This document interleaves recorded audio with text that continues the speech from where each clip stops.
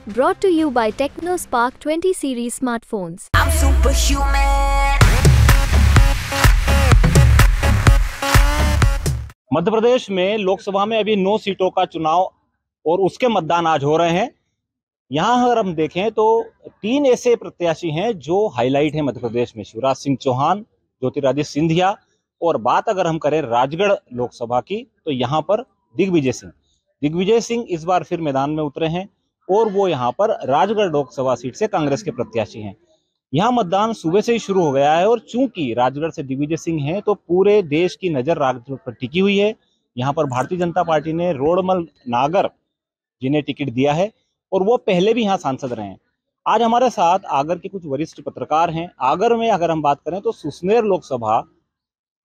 विधानसभा वो राजगढ़ लोकसभा में आती है। तो आज कुछ पत्रकार हैं, हम उनसे बात करेंगे। क्या लग रहा है मनीष जी, किस तरह के मुद्दे हैं और लोग किस तरह से वोट करेंगे, क्या सोचकर मतदान करेंगे? देखिए, लोकसभा निर्वाचन में ज़्यादातर जो है राष्ट्रीय मुद्दों पर ही मतदान होता है और इसी को ध्यान में रखते हुए जो है मतदाता अपना मतदान का जो है अधिकार का प्रयोग करते हैं। और आगर विधानसभा और सुसनेर विधानसभा की जो कि आगर जो है जिले के अंदर आते हैं, उसकी अगर बात करें तो यहाँ पर कई ऐसी कमियां हैं जिसकी जो है पूरा होना बहुत ज़रूरी है। रेलवे का मुद्दा काफ़ी वर्षों से चला आ रहा है और काफ़ी समय से लोगों की मांग है कि यहाँ पर रेलवे लाइन डलना चाहिए। कई बार सर्वे के आदेश हुए, सर्वे भी हुए, लेकिन अभी तक रेल लाइन नहीं बिछी। रेल लाइन अगर बिछती है तो व्यापार, व्यवसाय और कई चीज़ों पर इसका प्रभाव पड़ेगा। ऐसी कई चीज़ें हैं जिनकी कमियां हैं जो पूरी होना चाहिए। कई सालों से लोग उसके लिए तरस रहे हैं। लोकसभा निर्वाचन में जो है यही मुद्दे लोग ध्यान में रखते हैं। धार्मिक मुद्दा भी है, राष्ट्र के हित का मुद्दा भी है और ऐसे कई तरह तमाम चीज़ें हैं जो लोकसभा निर्वाचन में लोग देखते हैं। अगर हम रेल की बात करें तो पिछले कई चुनाव आपने भी यहाँ पर पत्रकारिता की है, मैंने भी की है। रेल का मुद्दा हमेशा छाया रहता है, चाहे वो किसी की भी सरकार रही हो, कांग्रेस की केंद्र में रहे या भारतीय जनता पार्टी की रहे, मगर यहाँ लोगों को निराशा ही हाथ लगती है। इस बार क्या वाकई ट्रेन आ सकती है, क्या लग रहा है? देखिए, जिस तरह से देश में चारों तरफ विकास हो रहा है, सड़कों के जाल बिछ रहे हैं, नई रेलवे लाइनें बिछ रही है, इसलिए उम्मीद तो बिल्कुल वाजिब है कि यहाँ पर रेलवे की लाइन आएगी बहुत जल्दी। दिग्विजय सिंह बहुत हाईलाइट नेता हैं, पैदल यात्रा भी कर रहे हैं। क्या लग रहा है कि जनता का इस पे प्रभाव पड़ेगा कुछ उनकी यात्रा पर? किस तरह से जनता का मूड है?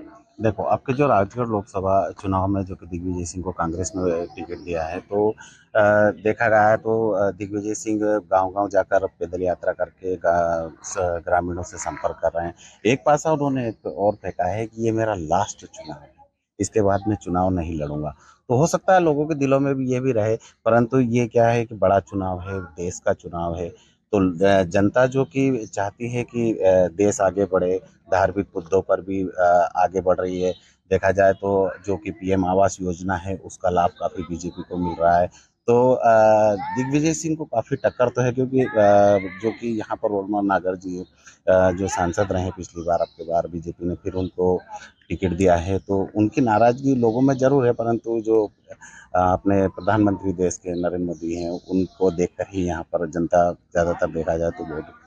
रोडमल नागर के कुछ पोस्टर भी लगे थे बीच में, गायब हैं, नहीं मिल रहे हैं, क्षेत्र में दिखाई नहीं देते हैं, फिर से बीजेपी ने उनको कैंडिडेट बनाया। ऐसा बीजेपी ने वापस जब रिपीट किया, जनता का मूड ऐसा क्या है कि भारतीय जनता पार्टी को चुनेगी? क्या वो रोडमल नागर के व्यवहार पे मतदान करेगी या देश को देखकर करेगी, नरेंद्र मोदी को देखकर? देखो, अगर रोड़मल नागर जी का अगर देखा जाए तो अगर उनके चेहरे पर अगर यहाँ पर चुनाव होता है और दिग्विजय सिंह जी है, तो ये मान के चलिए कि रोड़मल नागर जी यहाँ से निश्चित हारते, क्योंकि दिग्विजय सिंह बड़े नेता है और उनका वर्चस्व भी अच्छा है।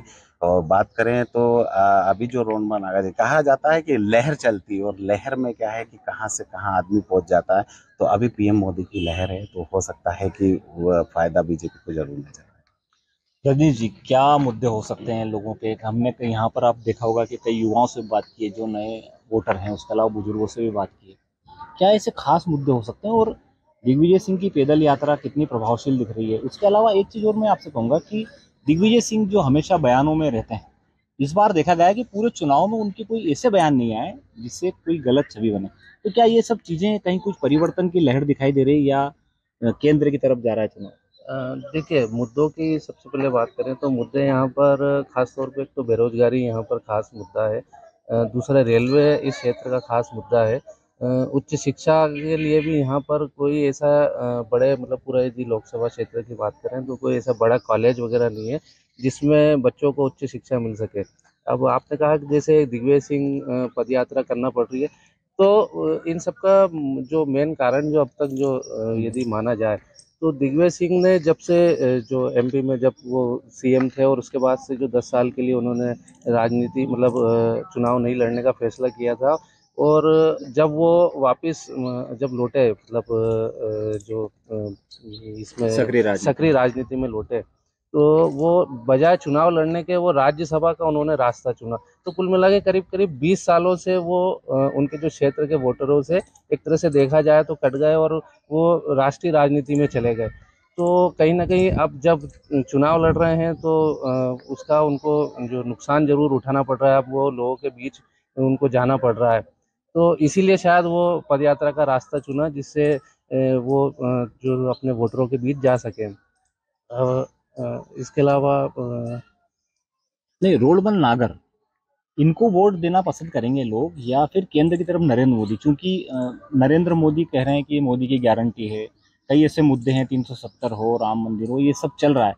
तो लोगों की कॉन्सेप्ट क्या समझते हैं आप? लोग क्या चाह रहे हैं? किस तरह से लोगों की थिंकिंग है, वो किस तरह से मतदान करेंगे?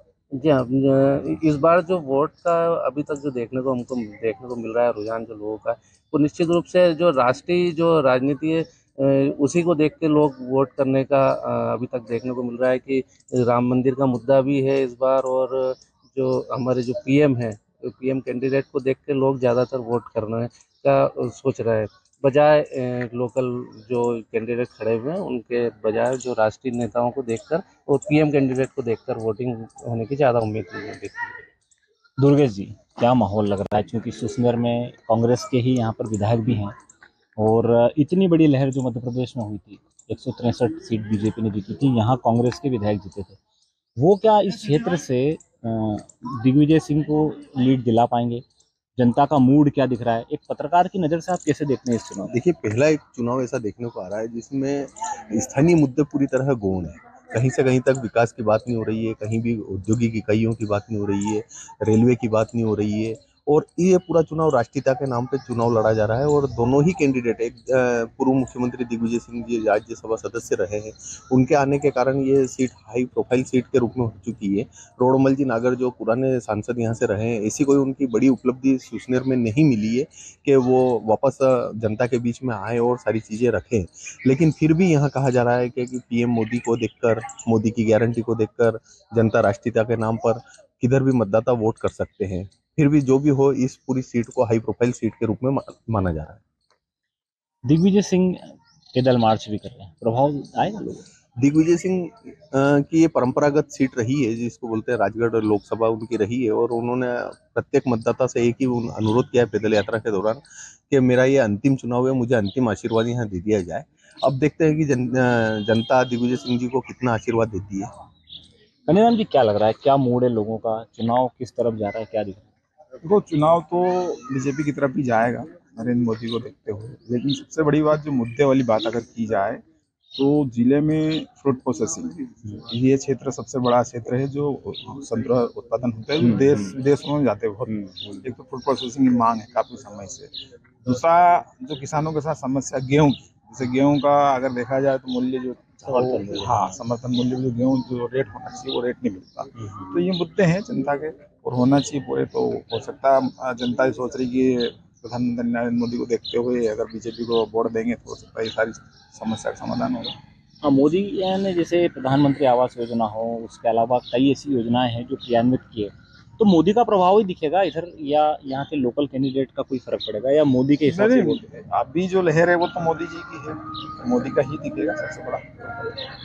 तो देखिए, ये है हमारे साथ आगर के कई वरिष्ठ पत्रकार और जानकार लोग जो कई वर्षों से सक्रिय हैं और कई वर्षों से लोगों के मूड को टटोलते हैं।